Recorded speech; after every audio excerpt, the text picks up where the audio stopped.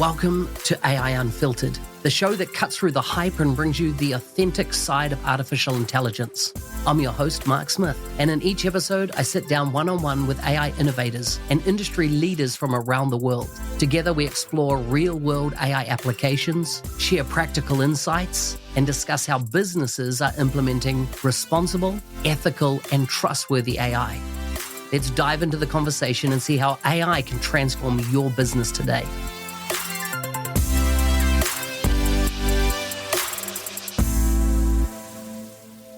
Welcome back to the Microsoft Innovation Podcast. Today, we're heading to the UK to meet someone who's helping tech leaders to do more than just talk about AI. They're actually getting ready for it and enabling people to get ready. Please welcome Yatindra, Principal Solution Architect at AvePoint. He's going to talk about his expertise and what he has seen as best practice in the industry. If we mention any resources, you can find them in the show notes for this episode. But with that, Yatindra, welcome. Thanks very much, Mark. Great to be on here. I've heard a lot of good things about yourself. Really pleased to be part of this show. And by way of background, I've been in the industry for close to 20 plus years in different roles in public and private sector, and had a key eye for AI, I guess you could say. Nice. For quite a long time. And wanted to make sure that not only organizations I speak to making the most of what they have, but also have a really good understanding of what it's good at and what maybe isn't so good at. So great to be on here. Thank you. Very cool, very cool. Tell me a bit about your Copilot experience to date. You know, I think we're not even in year 2 of Copilot being in market yet, so it's still a baby. But tell us about your experience to date, what you're doing with it, particularly with your customers and things like that. Sure, absolutely. I think Copilot has been amazing in terms of how I've been using it internally. And for organizations that are looking at key aspects of how they can save them time and resources, has been an interesting journey. First of all, some organizations aren't even prepared. And when it was first released, I think everyone wanted to jump on the bandwagon to kind of get going without really thinking too much of, what does it need? What does it kind of need from an anchoring perspective? So data quality is a super important topic where not only, and I'm quite lucky of where I work, because a lot of the tooling that we provide to our customers, we used internally when we were rolling out Copilot.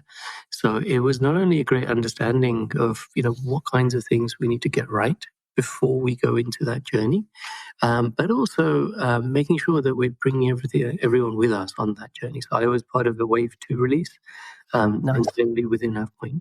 And we were able to kind of, as we were being trained up on what kinds of things Copilot can do, how it can improve, also measuring kind of our adoption. So people were asking us like a survey every week during the kind of rollout.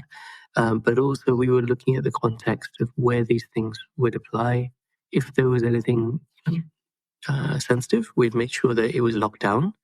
And so I think establishing the correct guardrails of any Copilot or technology release, right? You need to make sure that people have a good understanding of what they're doing, how they're going to bring that about, and the right people are there to make use of that. So I think that's fundamental in terms of what I've seen.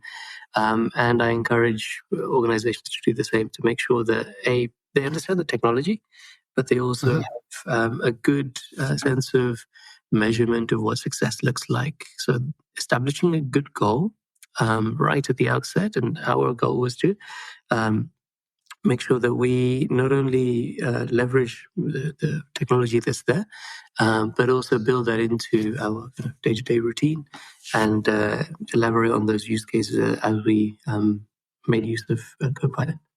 So you've talked about a three steps to Copilot success. When you're engaging with a customer for the first time, how do you typically socialize this? How do you bring that organization on this adoption journey? Tell us about that. Absolutely, yeah. So in terms of getting very clear goal right at the start of what we're looking to achieve, how we're looking to build those benefits.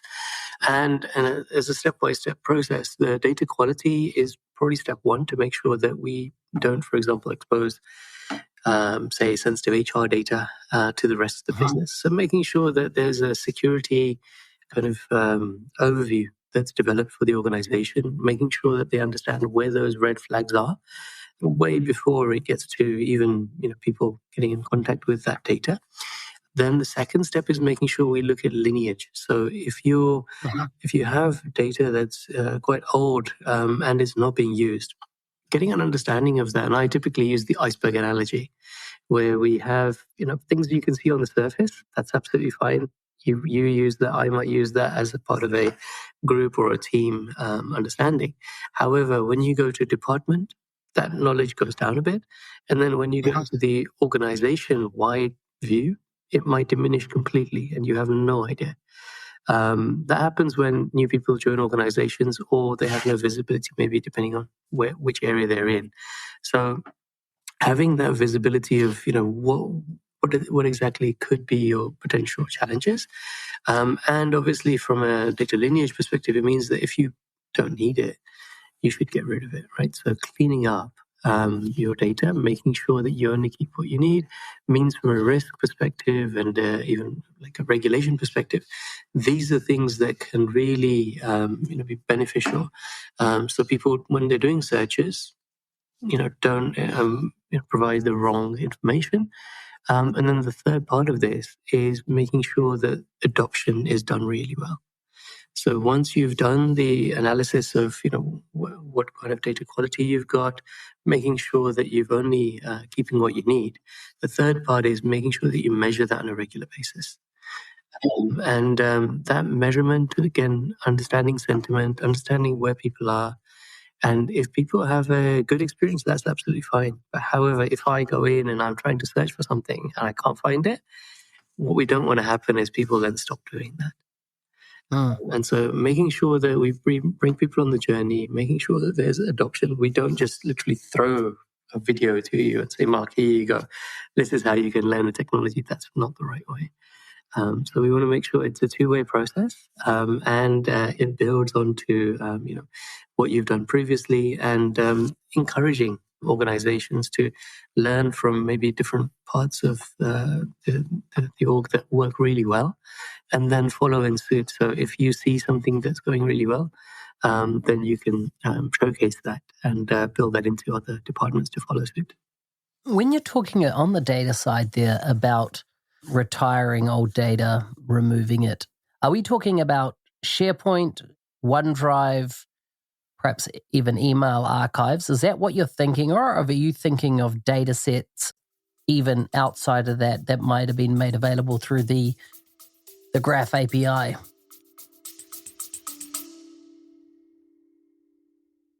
Rolling out Microsoft 365 Copilot licenses isn't enough. You need an adoption plan to get people using it well. In our new book, published by Microsoft, we offer a practical guide to successful Copilot adoption. Many leaders believe in the why of Copilot and AI, but they need guidance on how, from practical frameworks to enabling champions and measuring impact. Get your copy of Microsoft 365 Copilot adoption now from Amazon, or find a link in the show notes. It can go as wide as whatever you're using. In kind of previous lives I've been, and I call it previous lives because obviously we work in many different places.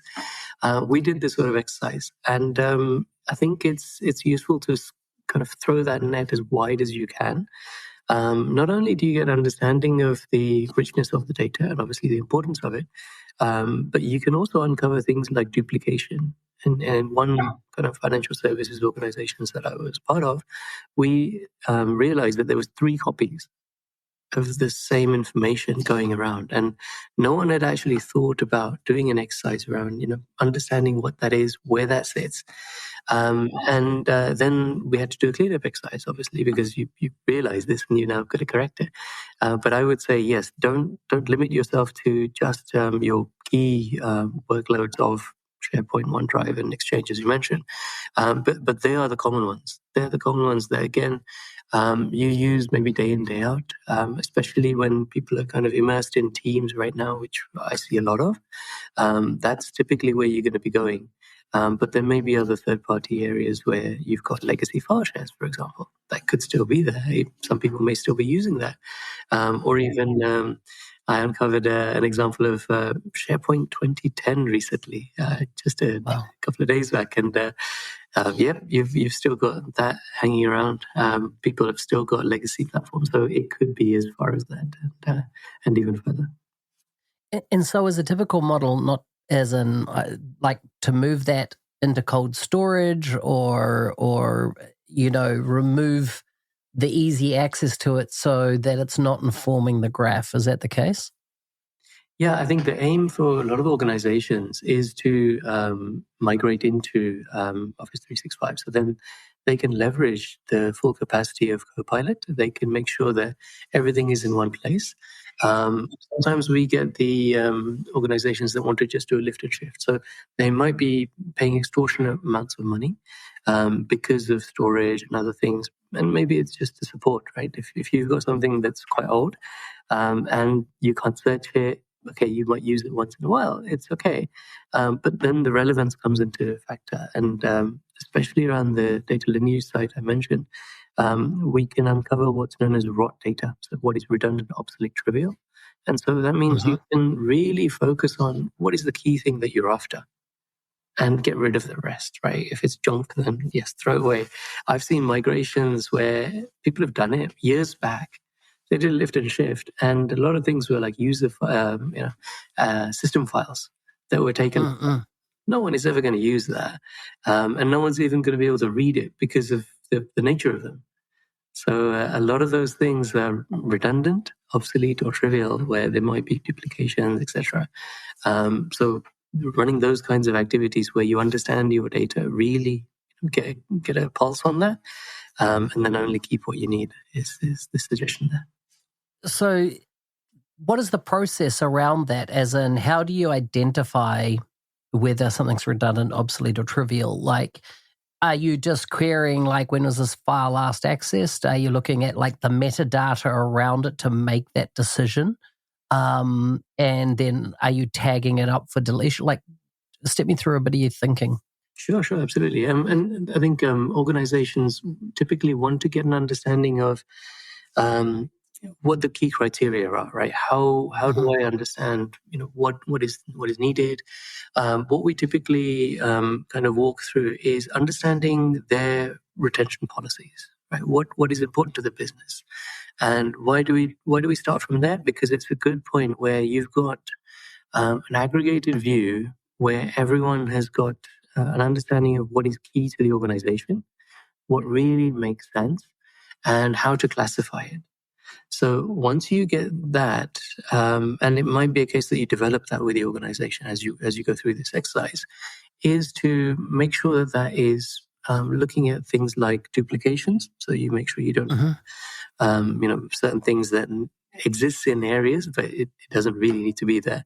When we did one of these scans for a automotive organization, we discovered the most popular file in the company was the menu for the restaurant next to the office. And we discovered like thousands of these PDFs of the lunch menu or something. So you will find things like that, which again, no relevance to the day-to-day processes of what the organization is doing. But you can then extract those out, maybe keep one copy as a central one, put it on the intranet so everyone can then see it. But the other kinds of things that we see is where you've got file types that are no longer used. Sometimes there may be merit in keeping those because they're doing research or they may have a similar kind of project coming up.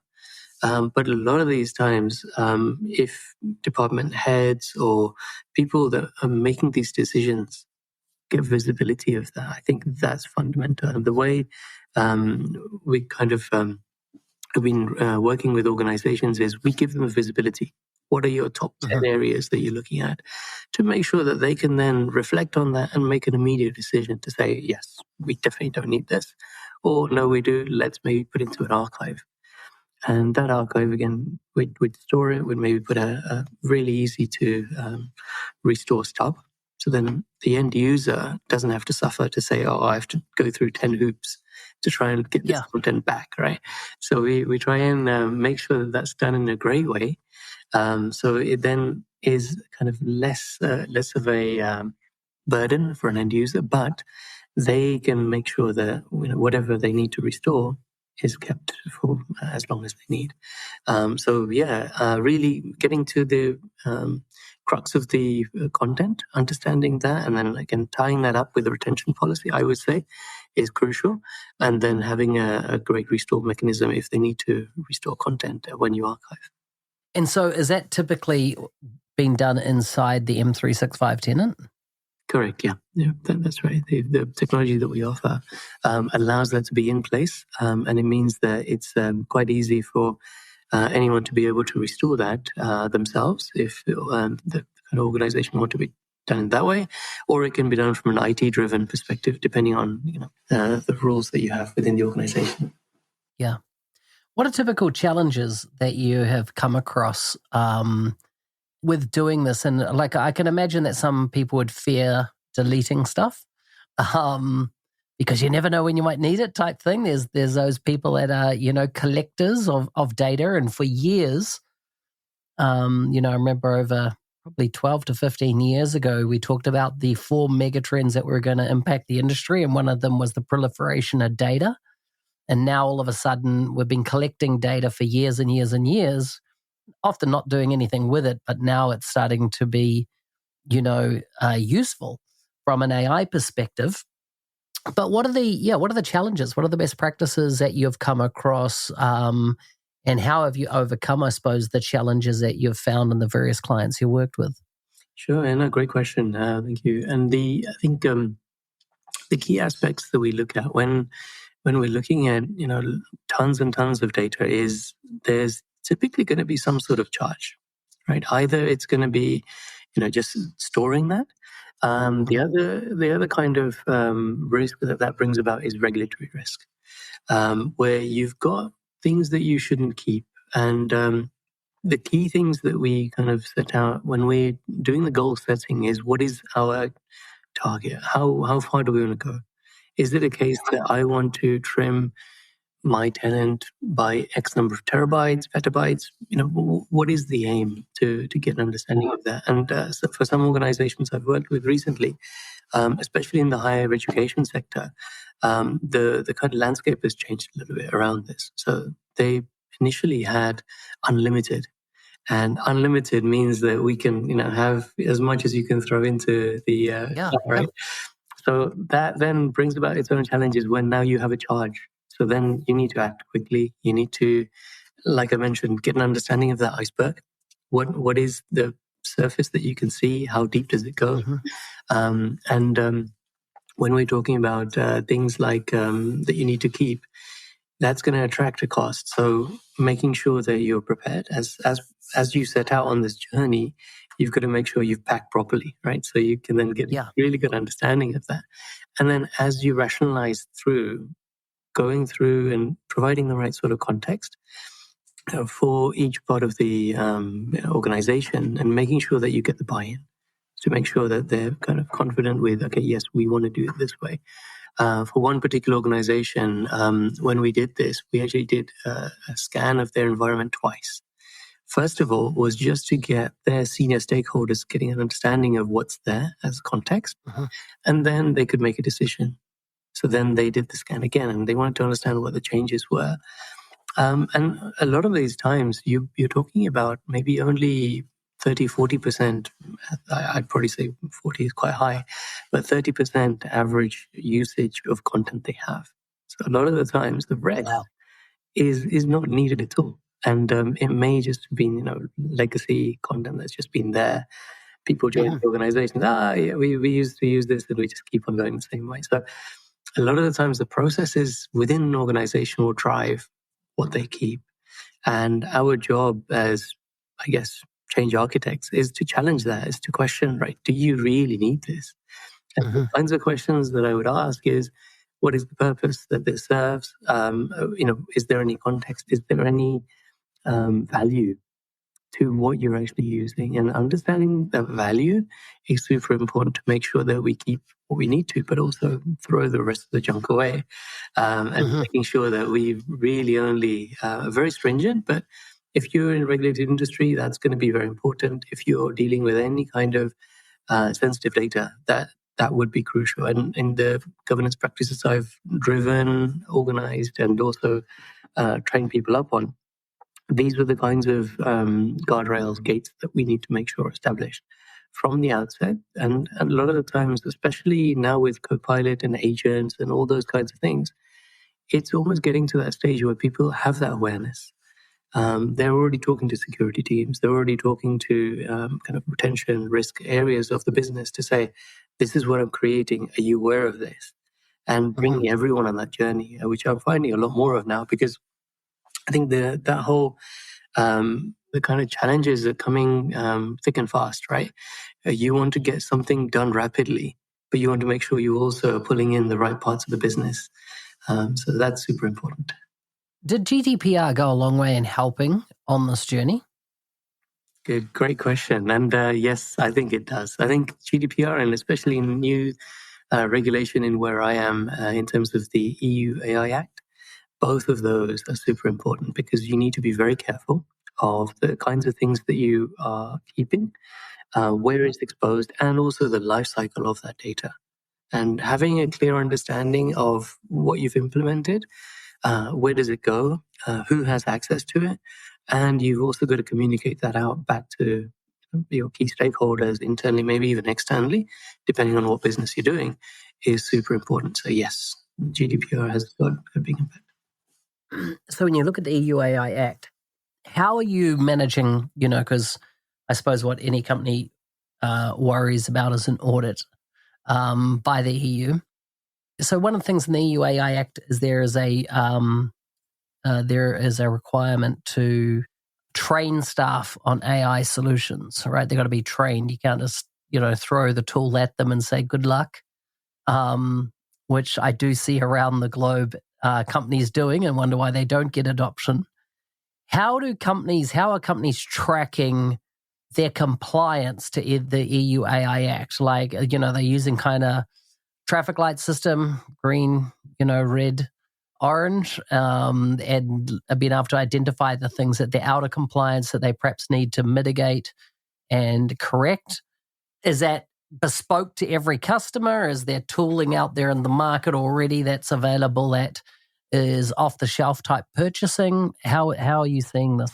Yeah, absolutely. And I think when we look at the kind of steps that you need to take, I think the 3 steps that I outlined are a good way to start that, and also get good visibility as you're tracking through. So the data quality, understanding what the risks you have, and doing that on a regular basis as precursor to you deploying any AI technology is super important. Getting an understanding of the kind of environment that you have, and I mean that in many different ways. Not only is it the environment, the data environment, but also the personnel, making sure that they have the right access, the right training. You could even build in a training program before you give people access to different areas to make sure that they've got that. And then having a routine kind of check-in to make sure that people are doing things properly. Now, some organizations choose to use surveys and things like that. A lot more what we're seeing is that's now moved to sentiment analysis. So as people are reacting, as people are maybe within a Viva Engage community, they're talking about the things that they're doing. You can actually measure that without having to need to survey and kind of formally do that. Right. So that informal way, I think, is a good approach, because it means that people, first of all, you can see what they're searching for, what kinds of threads are being created within teams, Viva Engage, etc.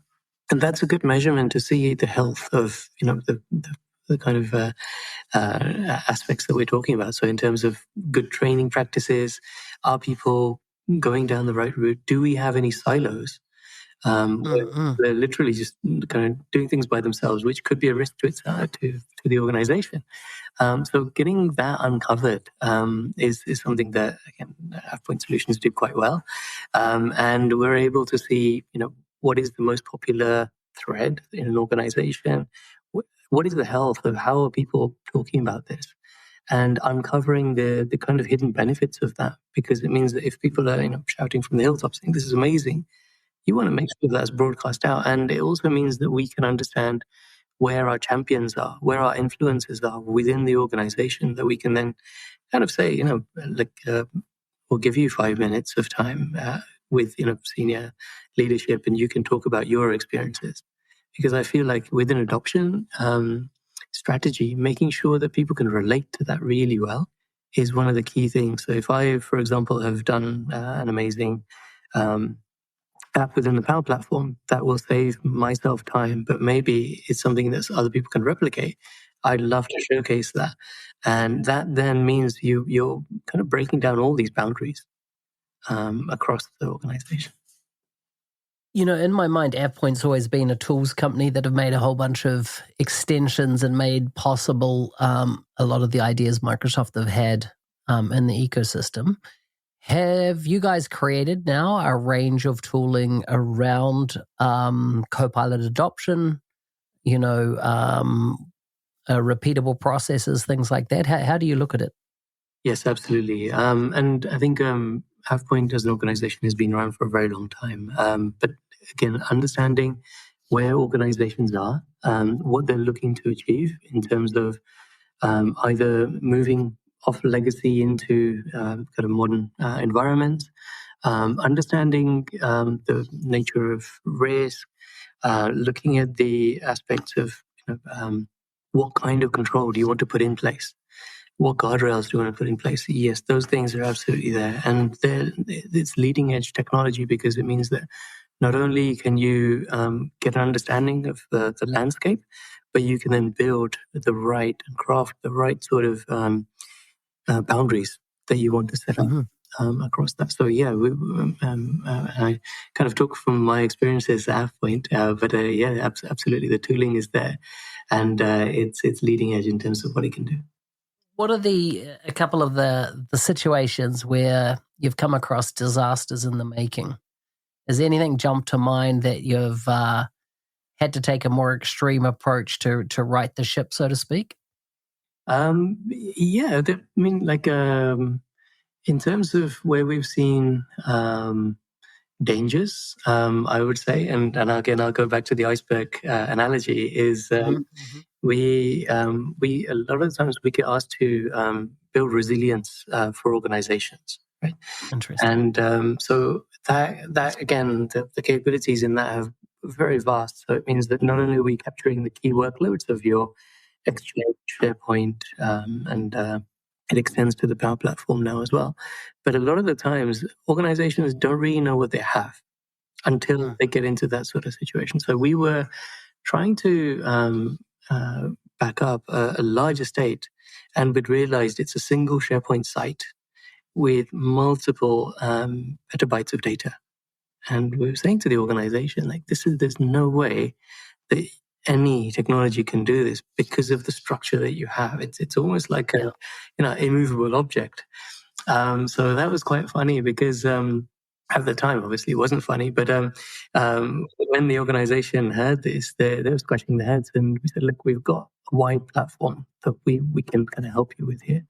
We can help you restructure, and we can help you break down this huge iceberg into smaller ones that allow for great performance." Because they internally, and then again, they hadn't had visibility of the search problems and queries and all the things that they were trying to do in the back end. They had no idea until we kind of said, "Look, maybe you should talk to this team and this team and this team." So a lot of the times the work we do is to connect these dots together.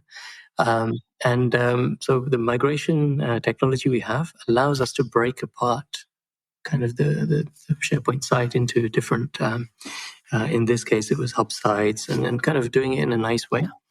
And that then not only improved their performance, the backup worked fine, but they had a much better experience just using the other parts of the technology from what we could do there. So yeah, if things happen, we would obviously look at that and look at how we can improve the different elements in there. And it's also going down the route that we're not going against any sort of boundaries that might be there from a platform perspective or things like that. So yeah, that's the example I share there. I like it. Okay, I want to wrap up with a few personal questions around how you're using AI personally. So forget about what you do for your company. What's the number one AI app you use on your phone?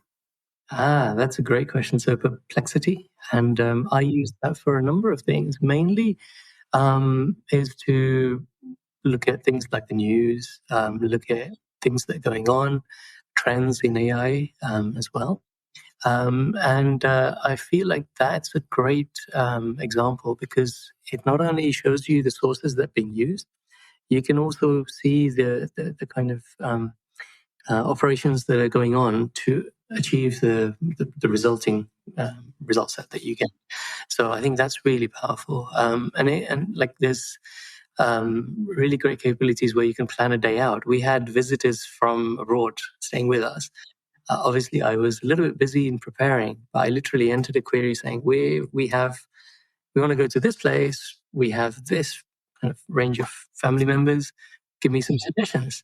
And it was able to give me a really nice itinerary, which we then followed, and it worked really well. Nice. Any other kind of things that you're experimenting with, side projects or anything like that in the space of AI? Starting a new company, everyone says that the period of time we're going into with AI is going to create great abundance.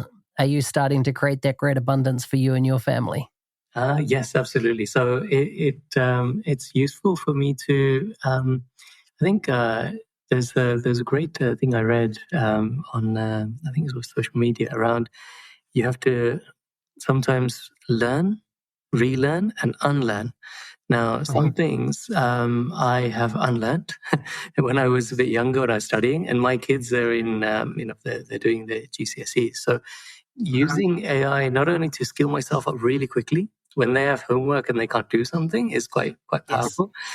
Yes. And in terms of the things I'm doing, I want to be in kind of the an advanced stage in terms of strategic thinking and things like that. So what I'm doing is almost building that into kind of a way of encompassing how I profess about these things in social media platforms and building a step-by-step process around this.